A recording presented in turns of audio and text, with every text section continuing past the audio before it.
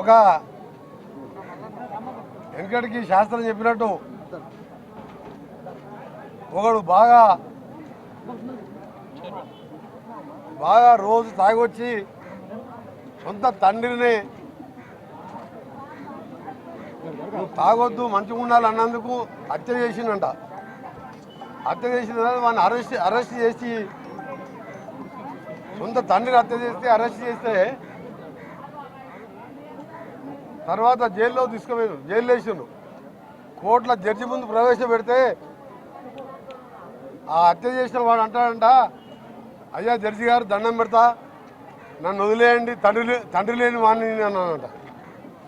ఇది ఎందుకు ఉదాహరణ చెప్తున్నా అంటే, ఒక యువరాజు వస్తున్నంట కేటీఆర్ రేపు నల్గొండ జిల్లాని నాశనం చేసి చంపేసి మా సొరంగానికి 2000 ఇవ్వమంటే కాలు పట్టుకుంటా దండం పెడతా అని చెప్పినా నువ్వు మీ నాయన ఇవ్వకుండా శివన్నగూడెం డిండి ప్రాజెక్ట్ అని అందులో 10,000 కోట్లు దోసుకొని పుట్టి రిజర్వాయర్ కాలువలు దోవేసి కాంట్రాక్టర్లు దోసిపెట్టి వాళ్ళ దగ్గర కమిషన్ తీసుకొని దానికి ఎక్కడి నుంచి సోర్స్ తీసుకుంటూ తెలియకుండా 80% పూర్తయిన బ్రాహ్మణ వెలువల ప్రాజెక్టుని 200 కోట్లు ఇవ్వని అసెంబ్లీలో 100 సార్లు బదలాటే అయ్యలేదు.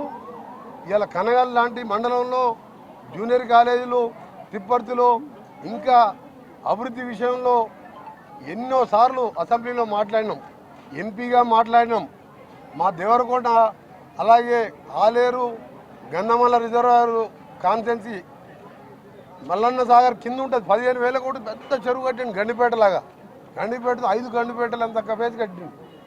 దాని కింద ఒక స్లూజ్ పెడితే 1.5 ఎకరాల నీళ్ళు వస్తాయి. ఆలేరులో ఇవాళ నీళ్ళ చుక్కలేదు, 1000 ఫీట్లు వేయాలి బోరు. ఇప్పుడు 900 కోట్లు నేను శాంక్షన్ చేయించుకున్నాం. గంధమల్ల రిజర్వాయర్ అక్కడ ఆలేరు ఎమ్మెల్యే ఐలయ్య గారు చెప్తాయి. దాని మీద బస్వాపూరు కొండపోచమ్మ కట్టిండు, కడుపు నిండా నీళ్ళు ఉంటాయి తప్ప కిందికి వదిలిపెట్టలే, దాన్ని ఎండబెట్టిండు. సూర్యాపేట తుంగతుర్తి ఎండబెట్టిండు.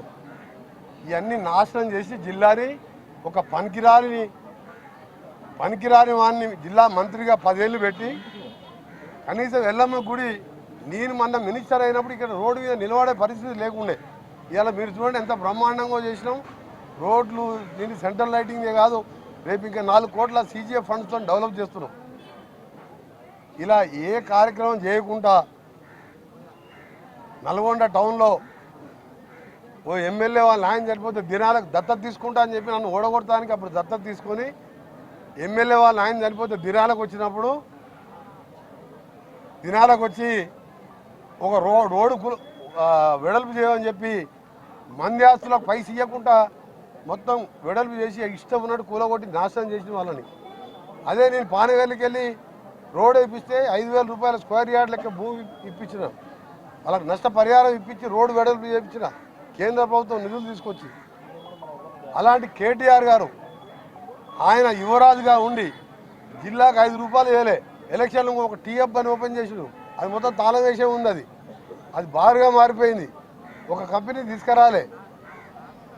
ఆయన రేపు రైతులకు సొరంగం ద్వారా మాకు ఇలా పూర్తి అయితే 10 ఏళ్ళు అంటే 2 నెలల పూర్తి అయితే 8 ఏళ్ళ 8,000 కోట్ల పంట వస్తుండే మాకు. శ్రీశైలంలో డెడ్ స్టోరేజ్ బురద నీళ్ళు ఉన్నా మాకు వస్తుండే. అది జగన్మోహన్ రెడ్డికి హైదరాబాద్ పిలిపించుకొని ఇంట్లో బిర్యానీ పెట్టి రొయ్యలు పెట్టి ఆయన రాయలసీమ లిఫ్ట్ ఇరిగేషన్ పెట్టి ఆంధ్రాకి నీళ్ళు తీసుకుపోతే పోయినసారి మాకు కర్ణాటకలో వర్షాలు లేకపోతే సాగర్ బ్యాక్ వాటర్కి వచ్చే ఏఎంఆర్పి వాటరు రాక క్రాప్ హాలిడే ప్రకటిస్తే ఎవ్వరు పంటలు వేసుకోక అప్లపాలు అయిపోయారు. ఏదో దేవుని దయవల్ల మన కర్ణాటక వర్షాలు వస్తే ఈసారి అంతో ఇంతో ఏఎంఆర్పి కాలువ వచ్చింది. ఆ కాలువ కూడా నేనే 89 లక్షలు పెట్టి 15 మిషన్లు పెట్టి రిపేర్ చేయించుకొని తొందర చెరువులు నింపుకున్నాం. 7 వర్షాలు బంద్ అవుతాయని ఇవాళ ఆ కాలువకు లైనింగ్ చేస్తున్నాం.